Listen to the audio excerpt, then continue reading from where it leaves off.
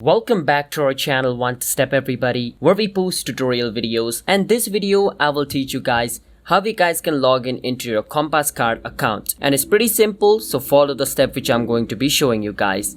And before I show you the steps, if you guys are new to our channel One Step, subscribe and like this video, and let's move on.